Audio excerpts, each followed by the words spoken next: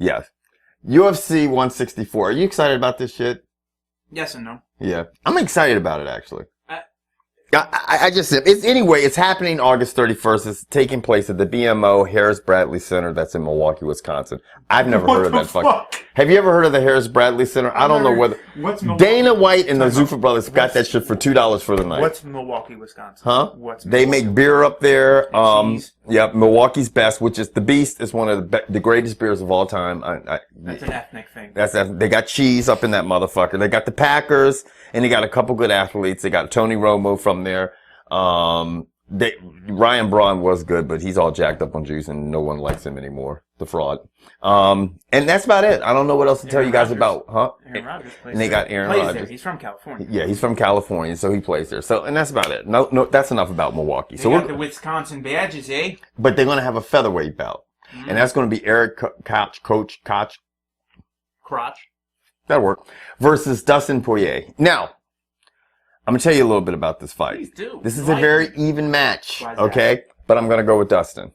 Okay. And why I'm going to go with Dustin is because he's only had, all his losses are the top guys in this class. Cub Swanson, who's on a tearing tear. through the division. Korean Zombie. And the Korean Zombie. Unfortunately, looks like he could be out up to like a year and a half. Yeah. With all of his injuries from that last fight. But if you look at it, I mean, his only losses are to good-ass people, the best people in that class. So you think Koch has got no chance? I don't think, I'm not going to say he doesn't have any chance, but I'm going to go with Dustin. I'm going with the crotch. You going with the crotch? I'm going with Dustin. Always better. I hope he dusts that crotch. I hope Dustin dusts the crotch.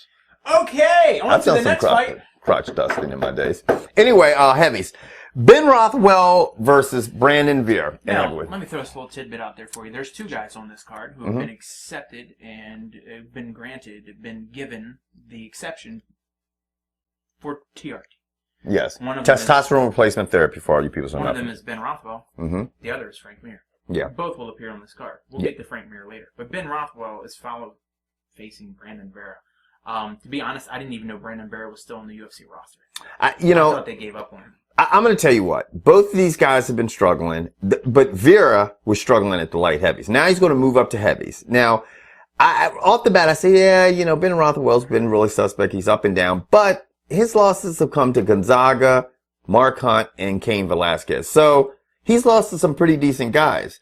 And now you got Brandon Vera coming up in weight again, where he wasn't even doing too well in light heavies. But Brandon Vera, all right, let's just give you an idea of Brandon Vera. In his last 5 fights, all at light heavy, he's 1-3-1.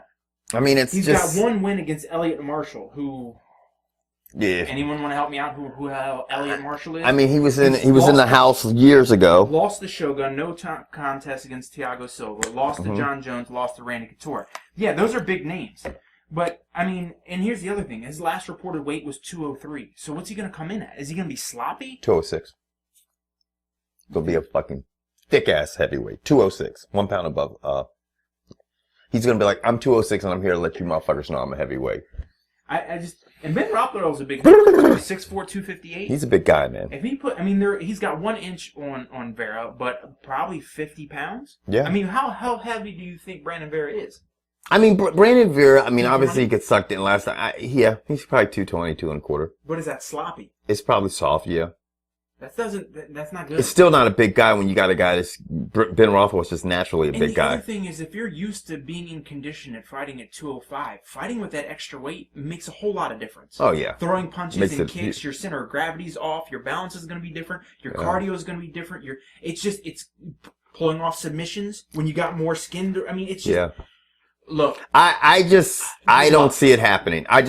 You know what? Ben Rothwell hasn't been like the top of the class lately, but I think he's going to have this fight. Well, Rothwell can't win 2 in a row, and he can't lose 2 in a row. So he's going to win. He's due for a win. And he's going to win. Because he's literally gone win, loss, win, loss, win, loss, win, loss. Now he's due for a win. So he's going to win. I honestly think this has potential to be the worst fight of the night. When we always say that, that's when it ends up being some fucking I'm saying special. I'm saying that in hopes that this is just a slobber knocker, JR. Slobber knocker, right. Oh my God! Oh my God! I want some WWE type announcement today. Right. But I don't think so. But I don't think it'll happen either. This fight's going to be ass. Yeah. Now, there's a featherweight fight on this card, and it's Chad Mendes versus Clay Guida. Now, I'm going to tell you what. Mendes has only lost one time, Well, he ain't losing. and it was to Aldo. He's not losing this fight. And he's not going to lose this fight. Now, Clay is backsliding. Clay has done a 180 for the worst. His career, his style, the reason people got behind and wanted to buy a pay-per-view, honestly, I'm not saying headline, but he had potential early on to at least co-headline main event numbered UFCs. yeah. Right now, I don't give a fuck who he fights. Unless he's back to the old Clay Guida, whatever. I still can't say your last name. Guida. Right. Guida. Mm-hmm. If that old one doesn't come back, with the engine that doesn't quit, you're constantly pressing forward and you're taking damage to give damage, I don't want to watch you fight. Yeah, he's got to throw his hands for once. I mean, because the last time ways he's won, like he squeaked. He beat Pettis, which all of a sudden propelled him into the fucking limelight. And he took him down, and then he ran backwards to one fight, and he started getting into this thing when he started training at the Jackson camp, where he was just taking people down. I'm going to tell you what, Chad Mendes is a incredible wrestler. Okay, he Division I in the 141 class, he was runner up in the NCAA. So I mean, he can sit there and wrestle with the best of them. Right, and he trains out of the Oompa Loompa camp. So right, he trains with the best small people in the world. Right, so he's quick. If he's that size, all those featherweights have engines for days. So he's not going to win this on cardio. Nope. I'm going to tell you what, if he backs up, I fully expect Chad to chase him and stalk him and wear him down, because there's very few athletes who are going to knock anyone out backpedaling. There's only one I know of. And Clay ain't it. Yeah, and the only one I know can do is Anderson Silva. Yeah. Now, Clay Guida, he's a bigger guy. He's 5'7". He could use his reach, and if he fought like he used to and is aggressive and comes forward, he could get him in trouble. But I don't see it happening. You know what? And I could win Powerball, but I'd have to buy a ticket. Yeah. Are you buying a ticket? No. I'll buy one with you. You're not going to buy this shit? Trust me, that's my retirement plan now. Okay. Every Wednesday I buy tickets. Now, let's get the fuck off this fight and talk about the heavyweights. Now, this is your boy. Well, this is funny. I do. Go ahead. It's very interesting. Okay, and I know what you're going to get at, George. It's a heavyweight fight between Frank Mir and Josh Barnett. Mm-hmm. Now, we all know Josh Barnett is jacked. I mean, he'll be like, yeah, I took shit. I got busted. We got two guys that are great at ground games. I mean, one's great at catch wrestling, one's great at BJJ. You got two that are both good with their hands, and you got two that have taken gear, and you got two that are former UFC heavyweight champions. One who got permission for this fight, and one who will probably pee dirty. Right. I don't see why you're not hearing Josh Barnett got permission to take TRT, because you know he's going to take it. He usually takes it, or I would think that he would take it, especially knowing that Frank Mir got permission for it. Now, let's get off the gear, and now here's the question that I'm going to propose to Kevin.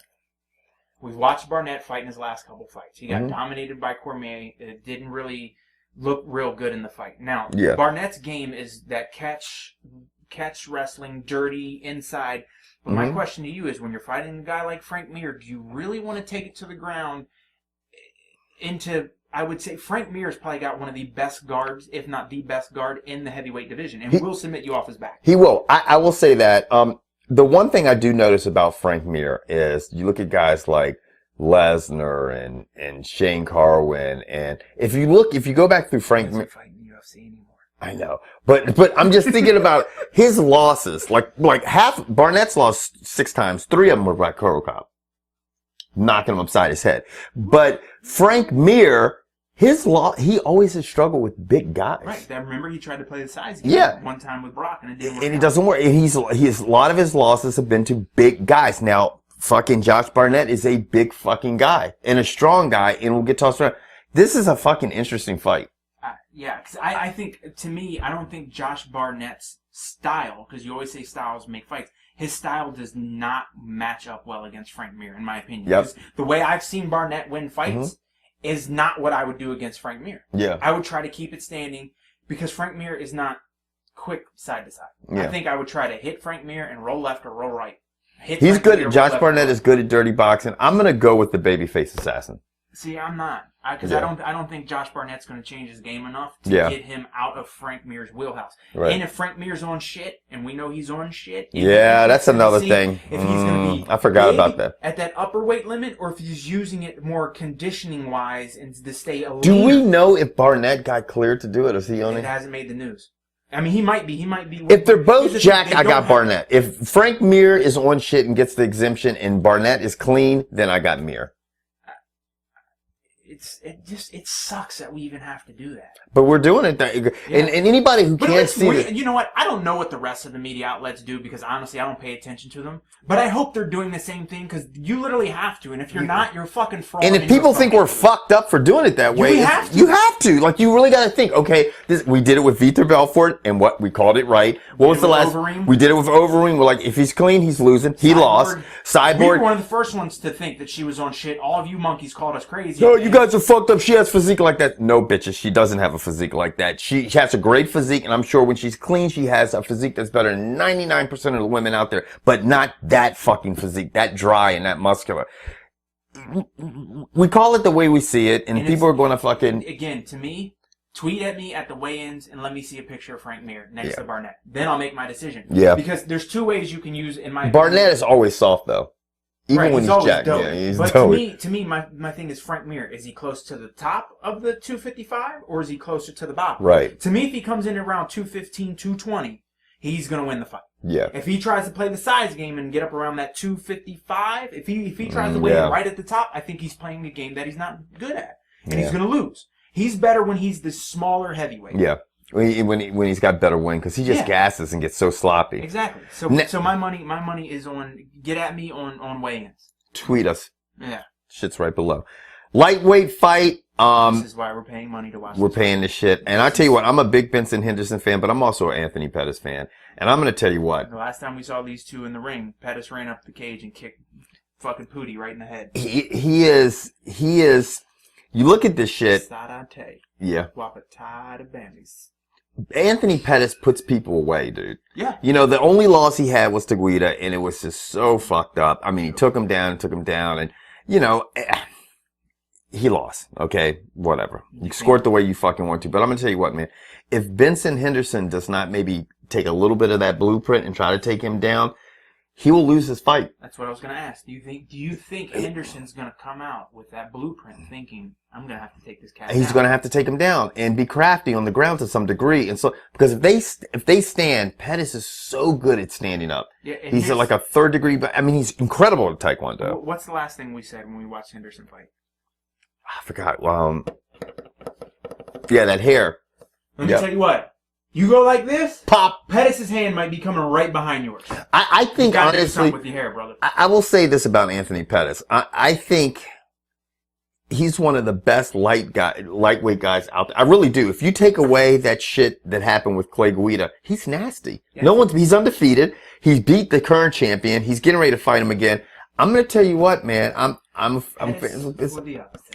going to go with Pettis for the upset. And without even seeing the Vegas odds, I would honestly say this fight has probably got to be close to a push. It is. To even. It is. I'm with you. I got Pettis for the upset. This is not the fight I put money on to try to win. Yeah. Not really. It's just tough. Now, you guys let us know what the fuck you think. How about that? How about we don't give a shit? Yeah.